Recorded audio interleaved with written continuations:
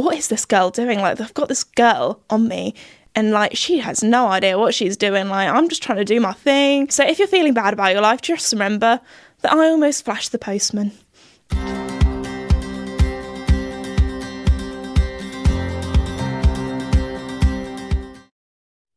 Hello everybody, and welcome back to my podcast, Esme's Country Life. Before we begin, I just want to say a huge thank you to the sponsor of the podcast, Red Post. Red Post is an equestrian and country store based in the UK, but they also ship all over the world. Also, if you listen to the previous one, you'll know that last weekend I actually went to Red Post, did a meet and greet, met so many of you guys who were all so lovely. I had so much fun. The team, we always have so many laughs. Like the first day, I think in the morning, we pretty much just spent the whole morning filming loads of content for socials, and we did one video which was the packing challenge, and I did that with the boss Ben, and oh my goodness, there was one bit where we were kind of like doing a race for the packing challenge because they have this new thing called Stride, which is really cool.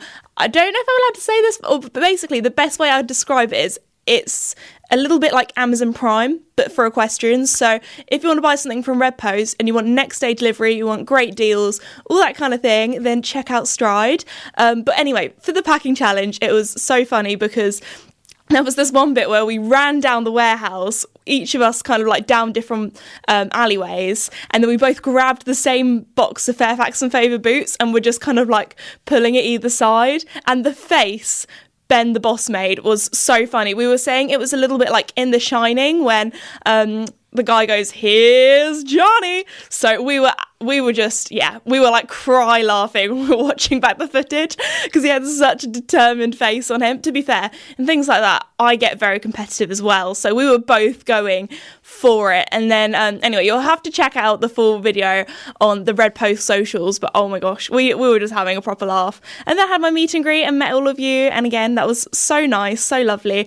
There was one person that got me flowers as well, and that was like the sweetest thing ever. Like so many of you like send me like bring letters and things. And it's just always so sweet. And then talking about sweet things, the Red Post Cafe is incredible. Like they were making sure that I got my sugar fix. They gave me, I think I had like a banana milkshake, a strawberry milkshake, a white hot chocolate. This was over 2 days, by the way, not all in one day. And then I had some cookies and some cake. Like it was great. I was definitely well fueled while I was doing all my meet and greets and things. But yeah, that was a lovely weekend. And if you want to check out Red Post, be sure to head to redpostequestrian.co.uk. So yeah, that little sponsored section was more a little bit of a story time as well. But anyway, I thought I would tell you about what I've been up to lately. Starting off, something that I feel like some of you who are eagle-eyed might have noticed is that I am actually wearing earrings, and I've got kind of like a funny story behind, you know, me and earrings and that kind of thing. So back when I was in primary school, I remember like just so badly wanting earrings. Like all of my friends had them.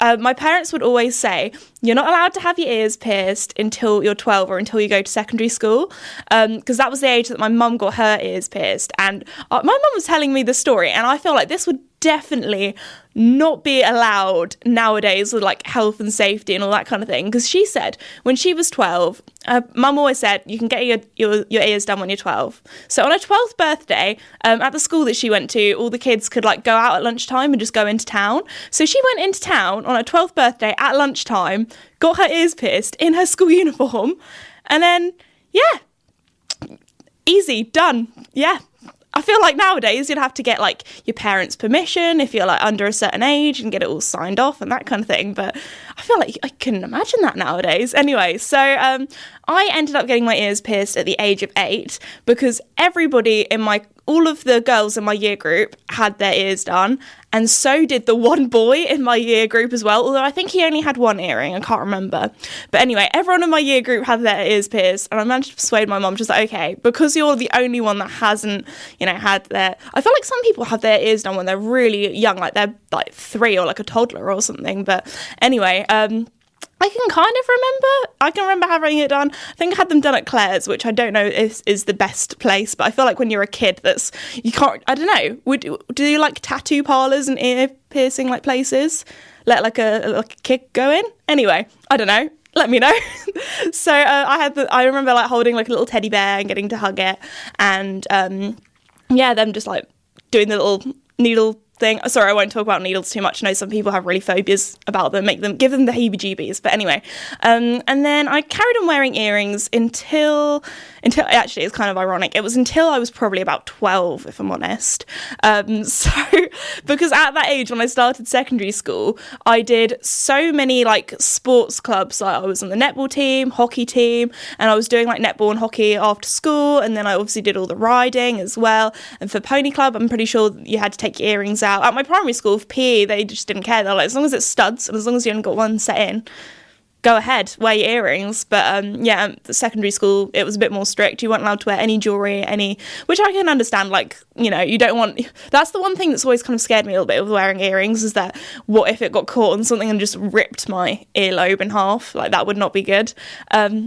But anyway, so I ended up slowly stopping wearing them, because I think what would happen is I'd like take them out for PE or games, and then I'd just like forget to put them back in, and then I'd lose them. And then, and then also I went through a phase where I just found them really uncomfortable to sleep in. They would always just like dig into me. So I went through a phase of just like not wearing earrings. And then it kind of got to the stage where a year had passed, and then a couple of years had passed. And then I was like, I am too scared to put my earrings back in because I feel like my holes might have closed up. So anyway, I ended up not having earrings in until recently, actually. And you might be thinking, oh, Esme, did you get your ears re-pierced? Well, I was thinking of doing that. And then I thought, because I live in the countryside, you guys know, Esme's country life, I thought I'm going to have to go half an hour into town. But, well, this sounds like so much effort. I'm just a busy person. I was like, I'm going to have to go half an hour into town. Like, before that, I'm going to have to book an appointment, and it's going to have to, like, schedule it all in. And then I'm going to have to go somewhere and psych myself up to having, like, I don't know, needles in my ears. And then some, like, random person's going to do that. And then I was like, I just don't know if I don't know. I just sounded like a lot of effort. So I thought, you know what? I'll give it a try. I ordered some earrings online. I don't worry, I made sure it was nice and sterile. I've got these like sterile, you know, like the sort of wipes that you get in like a first aid kit. I got some of those, cleaned my ears, cleaned the earrings. And then, actually, no, before that, I thought, you know what, if there's like some gunk in there, I'll see if I can pop it out like a spot. Sorry, I feel like half the people listening to this are going to be like, oh my gosh, I love popping spots. It's the most satisfying thing. And then I feel like the other half of people that are going to be listening to this are going to be like, oh my gosh, Esme, you are disgusting. Popping spots is not satisfying. It is disgusting. Anyway, I don't really mind either way. I feel like I understand how it can be gross, but also I can understand how it can be satisfying. I'm kind of in the middle. But anyway, so I ended up like a bit of gunk popped out my ear. Sorry if you're eating or anything while listening to this podcast. I'll move swiftly on. My right ear, I don't know why I went for that one first. You think I'd go left to right, but anyway, I did my right one first. That one went in straight away. It just went boop. But my left ear, I had to like push it a little bit harder, and it did bleed like a tiny weeny bit, but it was fine. I managed to get them in. I was like, that's just saved me like a bit of money, like a bit of time as well, going all the way into town. I was like, results. So I've been good at cleaning them, because obviously the one like bled. I was like, do not want to get an infection. Made sure I got earrings that are like sterling silver on the outside or whatever, because I knew that I was fine with that before. I didn't want to have allergic reaction or anything like that. So all good. I've got earrings in now. I'll probably wear them for a little bit, be like, oh, this is really fun, and then I'll probably get to a stage where I'm like, you know what, I just can't, I'm too lazy to keep taking them in, taking them out at night. They're annoying me. Actually, I have slept in them for a few nights and I've been completely fine, and then there have been a few nights where I'm like, no, I can't get comfy. You know those nights where you just can't get comfy? Maybe it's because it's been really quite hot again lately, so you know when you just can't get a comfy spot because it's just so warm, and then it's just, it's a lot. But anyway, sorry, I feel like I went on such a tangent about my earrings, such like a interesting thing, but there we go. I've now got my ears re-pierced by myself. So also I was like, there are some people online that are so brave and they do it themselves and they buy those kits online, but I feel like that's too dodgy for me.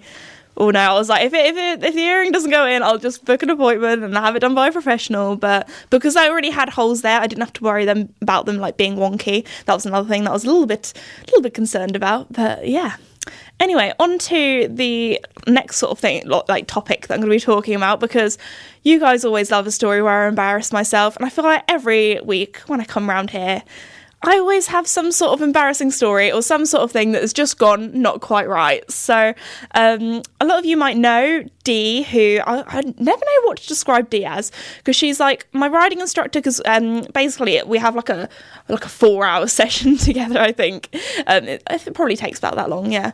So she comes at like 9 a.m. in the morning, and this is around like every month, every 2 months. It really depends on both of our schedules, because she's based in the Cotswolds, and she's at the she is the dynamic performance hub. So she does a lot of stuff with professional riders and fitness and that kind of thing. But anyway, she gives me a riding lesson on Joey. Then she does Joey's physio. Then she gives me a personal training session to kind of build up my muscles to make me stronger so I don't get as much back pain because I'm not hurting my back, kind of thing. And then I get a physio session as well, and I had not seen Dee for quite a while. I think it's the longest we've not seen each other, and she came back, and I'd had like the whole of August I'd just been doing like meet and greets and things, which I feel like make my back the worst, especially as often I'm hopping up and down from a seat and leaning over and signing and that kind of thing. And at the end of meet and greets, I feel like that's the one thing, is my back and my jaw, they're not good. Like it's yeah. Anyway, so Dee was like, "Girl, your back." Because I was like, my back's been hurting quite a bit. Can we do because sometimes she does the physio session for me before the personal training session. And she was like, yeah, it's fine. And then she was like, girl, your back is so bad that I think for this 2 hours, I'm just going to do your back. Like, you can do all the exercises at home. I'll give you the exercises, but go, I need to do your back. So it was really lovely that I got to have a back massage and physio and that thing from her, because it had been so long, and oh my gosh, did I need it. So I don't know I don't know, there must be something wrong with me, but I've always had like a not so good back, and I'm only 22. It's not like I'm an old grandma. Like I'm still in my prime of my life, you know. Anyway, so this is where it's getting to the interesting part. I mean, being half naked, having a massage in your house, you know, that's you can kind of guess what might be going wrong here. So normally we do it downstairs, and we have this is at my parents' house, and they have quite like an open plan kitchen, diner, office, living room kind of bit. Like a lot of downstairs is just one room basically. But anyway, so in between where the back door is, because we're the sort of household where we have a back door and just use the back door, like we never use the front door. I guess it's not really a back door, it's more of a side door. Anyway, because that goes through to the mudroom, and often, especially in the winter, you kind of just have to de-mud yourself before you get into the house, because my parents very coolly built the house, so we were like, okay, we need to have a good old mudroom. Anyway, so the back door or the side door has a window in it, so you can kind of see if someone's like presses the doorbell, give it a little nose through, be like, oh, who is it? Is it the postman? Is it my neighbour? Is it my grandma?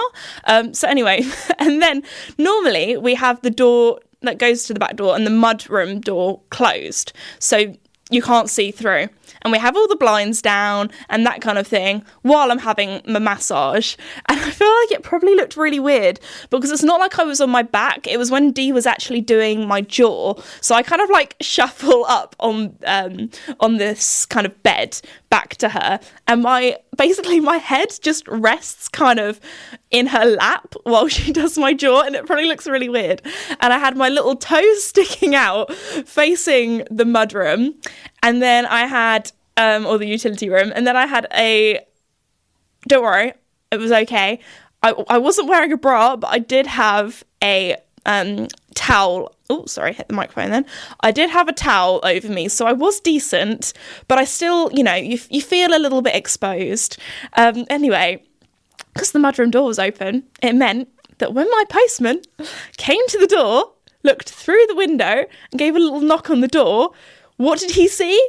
Straight down the corridor was me lying on the bed, toes out, head in Dee's lap while she was massaging my jaw. It must have looked like the weirdest thing ever. And like, it's not like you're like, oh, it's just the postman. Like, I know this postman well. Like, this postman, me and him, I see him most days because he's dropping off. It's like, if it's either fan mail or if it's like parcels or PR or that kind of thing. Like, also because when I order stuff online, I always order it to my parents' house because there's always someone in, never my house. So anyway, this post, he knows who I am. He knows that I do YouTube, because when I started getting like your guys' letters through to me, we had to kind of explain like why I was getting all these letters and what it was for. I mean, I still do have my PO box, but I don't do mail time with Mickey anymore. But I still read all the letters that come through. But anyway, so he had like this handful of letters, and Dee went and reenacted it for me because it was so funny. We were both just like cry laughing. And anyway, so apparently he looked through the window, knocked on the door like all happy smiley. Suddenly his face went to like shock, and he went, oh! And then the way that he hid his face or hid his eyes, he put the post in front of his face to like hide his eyes. So he was like, I'm not looking. And then like slipped around to the side out of the window's view. And it was just like the most funny, dramatic thing. And oh gosh, I don't know what he would have seen with me there with my toes out and everything, but it probably looked rather strange. So yeah, there we go. Almost flashed the postman this week. So yeah, there we go. That has been an embarrassing one for you guys. So if you're feeling bad about your life, just remember that I almost flashed the postman. Also, I think because I was talking about the mudroom or the utility room so much, it reminded me of my old house. I was going to say my old house is technically my parents', but the old house before that we lived in, I feel like, I don't know, I feel like if any dads are listening to this, you'll very much approve of this dad joke. And I would always forget, like, we don't really have friends round that often. If I did, it would be friends that like come around all the time or like it was normal. But if you had ever had new friends come round and they used the downstairs toilet, this would be the first thing they would always point out. So it was quite a long time ago that this kind of started or happened. I don't know if people do this in other countries, but in the UK there's like a scheme called like Bikeability, I'm pretty sure, and basically it teaches children to ride bikes at school. So like an afternoon at school, like a day at school, everyone brings their bikes, or they have bikes if you don't have your own bike, and basically get taught like road safety and how to ride a bike and how to ride on the road and do hand signals and check for cars and that kind of thing. So anyway, after, I think it was when my brother did his Bikeability at school, he got all these stickers, and one of the stickers, you're probably thinking, Esme, you have really like jumped from two topics here. You've gone from the downstairs toilet to Bikeability. Don't worry, it's coming. So my dad, I can see him smiling in the corner. He knows what's coming. Anyway, so Max got all these stickers, and there were ones like, I love cycling, or I love doing wheelies, and there was one, oh no, there was one, and it said, I heart skid marks, and you can probably see where this is going now. So my dad, when he saw these stickers, thought, you know what's going to be a good idea? Let's put the I heart skid mark sticker on the downstairs guest toilet for everyone to see. Now the thing is, this I heart skid mark sticker, it stayed there. It could not come off. It was ingrained into the toilet. Probably wasn't, when you think about it, actually not very sanitary having a sticker on a toilet. But anyway, it was there and it was not coming off. So this sticker was on our toilet for many years. So you can imagine me like starting secondary school and having new friends round to play, and then them seeing this I heart skid marks toilet and being like, this girl is from a weird family, like, anyway. And I think it did have a picture of a bike on, actually. I feel like it would have been worse if there wasn't a picture of a bike on the sticker. So anyway, it just made me think of that. I feel like embarrassing stories always having to happen in the downstairs toilet or the downstairs mudroom. Don't worry, our mudroom, like the toilet isn't actually like so the postman can see you on the toilet. There is like a separate room in the mudroom. But yeah, and I think that sticker remained on that toilet when we had people come round to view the house as well. So obviously didn't put the people that live there now off, but there we go. They've probably managed to somehow take it off now. Maybe a bit of nail varnish remover would do the trick. But yeah, I heart skid marks. There we go. What else have I been up to lately? Let's go on to maybe a topic that's a little bit less embarrassing. I feel like I've really exposed myself and my family today. I've done a new equestrian discipline this week called working equitation, which I guess it's difficult to explain what it is. So basically, this is coming from someone that's done this once, by the way. I am no working equitation expert. So if you do working equitation and I explain all this wrong, I apologise. But this is pretty much what I know. So it's, I think it's from Portugal. That's where it originates. And quite often they use Lusitano horses. So I rode this beautiful Lusitano horse called Historico that I've ridden once before in a Challenge Esme video where I did a lot of dressage with him and did some like Grand Prix movements, which was very cool.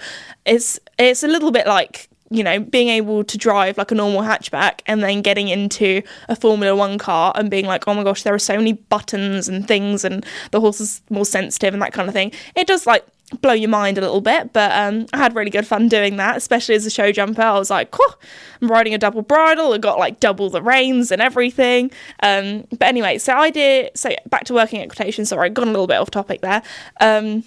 So yeah, it originates in Portugal, and it's often for horses that are like working horses. I think that's kind of how it originated. So basically, like cattle horses, you know, you have like dogs for sheep, like sheep dogs. Basically, they have cow horses. I don't think they're actually called cow horses, but I think we should start calling them cow horses. I think that sounds really fun. So yeah, you would. That's how they like round up the cattle on the horses. And a lot of I describe it kind of like as dressage with a purpose. So often when you do a dressage test, you do all these fancy movements and all these different things. But with working equitation, you kind of have to do the same movements, but there's an obstacle involved, which I feel like makes, like, don't get me wrong, I do love dressage, but I feel like it just makes it a little bit more exciting, especially if you're a non-equestrian watching. You're like, oh wow, they've got to go over the bridge, or they've got to, you know, do the gate, and like I'll explain all the different ones that was in the obstacle course. I don't think you're supposed to, they're called obstacles, but I don't know if you're supposed to call it an obstacle course. I feel like it's probably got some more special name. Also, I did a little day in the life video on my socials, and so many people from America was like, it's not called working equitation, it's called trail, or it's called this, or it's called that. But anyway, yeah, this is the Portugal one, or originates from Portugal, called working equitation. I'm pretty sure trail maybe, like, I don't know much about this. I should probably done my research before this, but I feel like trail is like the cowboy version, like in America version of it. Like, I don't know if they would have the exact same activities. Maybe I should look this up.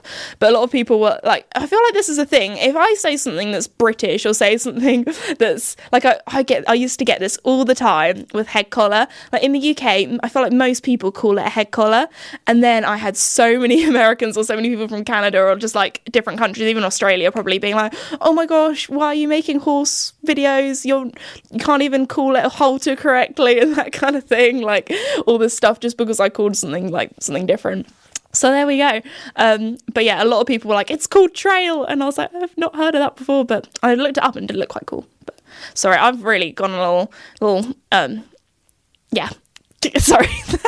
I've just, you know, my brain with my podcast, I go on and on and on, and then I just get to a point where I'm like, what have I even been talking about? Anyway, sorry, back to the program, back to the scheduled program. But yeah, so working equitation, I'll tell you some of the exercises we did. So yeah, there's a bridge that you have to go over.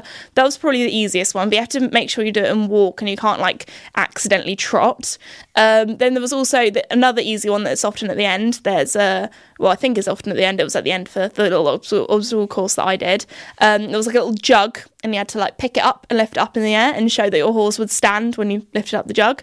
There was, what else was there? Gate. The gate was probably one of my favourites because it's probably the most useful one. I mean, I go through a lot of gates when I go hacking and things. Casper, 10 out of 10, great at gates. Joey, often when I go out with Joey, I have someone with me and they often do the gates for me. So I haven't really done the gates too much with Joey. Also, I'm going to try and do working equitation with my boys at some time, and I feel like they would really enjoy that. I feel like Joey also, he's one of those horses where he's got such a busy brain. He always likes to kind of, I don't know, just be occupied. Like I always feel like I have to do lots of transitions. If not, he just falls asleep a little bit. He's like, girl, this is a little bit boring. Like, you need to keep this interesting. You need to keep this funky and fresh.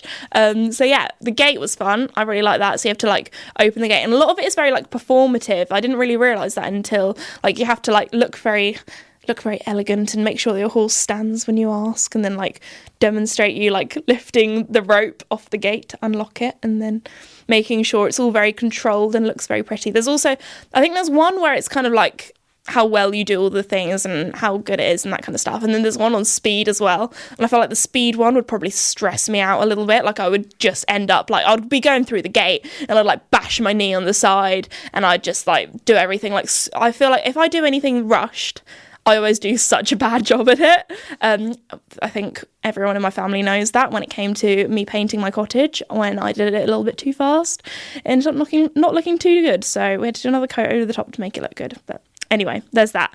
What else did we do? Oh, the most difficult one was a raised pole, and you had to leg yield across it without knocking the pole over. And the horse that I was on, he kept wanting to go backwards. I was like, no. As we go across, go forwards a little bit, because his back legs kept like knocking it. I managed to get there in the end though, and this horse was amazing. He was probably like, what is this girl doing? Like, I've got this girl on me, and like she has no idea what she's doing. Like, I'm just trying to do my thing. But no, Historico was absolutely lovely. What else was there? There was one where you had to like walk in, ring a bell, and then walk backwards out of the like little box. I feel like Joey would be quite good at that one. He's quite good at doing rein back. Another little movement there, so you can kind of see, like I've said, like leg yielding. If you don't know, actually I should probably explain what leg yielding is if you don't know what it is, if you're not horsey. But basically it's when a horse goes sideways, a little bit like a crab. That's what I always think. But this is like, sometimes you can go forward and sideways, but this was like just fully sideways. I'm trying to think of what other ones. Oh, there was a bull, not a real bull, don't worry. It was a kind of like, I was going to say cardboard cutout. It was made of wood, but you know what I mean. It was a wooden flat bull, and what you had to do is you had to like kind of ride towards it. You had to pick up I don't know if it's called a sabre. You had to pick up this long stick, and then on the bull there was a ring, and you had to pick up the ring, and then you had to put it in a barrel. And apparently the reason why they use a bull is because apparently some horses can like look at it and be like, that looks a bit weird. And the whole thing about working equitation is having a horse that trusts you and will like go forward. Like if something's like a little bit scary and that kind of thing, like they trust you and they kind of like are like, yep, let's do this kind of thing. That was a really bad way of explaining it, but you know what I mean. So that was there just to look a bit interesting, I guess. There was one where there's like a pen, and you have to go around like in a circle in this like really tight space. I feel like Joey will probably end up like in that one. Can sometimes be a little bit uncoordinated, so I feel like he would probably, I don't know if he'd get stuck or if it just, I mean, it's not that tight and he's not that big of a horse, but I feel like he might just end up, our circle might not be very circle shaped. It might be a little bit square shaped. It would be like a little ping ball machine. We'll be like, bing, bing, bing, bing, bing, bing. Oh, sorry, Mikey. Sorry, Mike. You stay there. There we go. Got a bit excited there when I was doing my little pinball machine demonstration for you all. I mean, if you're an audio listener, that probably would have sounded a bit weird, but if you're a visual listener and you're watching the video that I do, apologies again for giving the mic some abuse. Anyway, what else was there working at equitation? I feel like they were the main ones that I really enjoyed. I'm trying to think how they were situated in the arena. Oh, the one, there was these barrels, and I feel like that was the one that I thought, oh, this is going to be easy. So there were two barrels. You had to kind of like do a circle around one in trot, a circle around the other in trot, and then you had to pick up canter, and then you had to like, and then you had to walk like in between the barrels and then pick up canter, and then you had to like walk in between the barrels again and then pick up canter on the other rein. And oh my gosh, like you had to go do quite a tight turn, and on a horse that I wasn't used to with double reins as well. I was like, blimey, there was one bit where we almost crashed.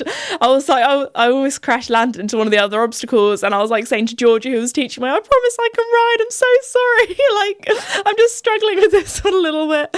Like, it was so weird. It looked like the easiest one, honestly. If you just said, oh yeah, all these ones you have to go like over poles, that kind of thing, ring bells, that kind of thing, you're like, cool, that sounds like a lot. And then you're like, oh yeah, just two barrels, just do some circles around them in different gates. You're like, oh yeah, easy peasy. Oh no. And then you had to, the thing is, you had to, also I was riding a horse I'd only ridden for the second time ever, so I feel like that probably made it a bit more difficult as well. But yeah, got there in the end. It was all right, managed to do it, but it probably wasn't as smooth or as pretty as it could have been.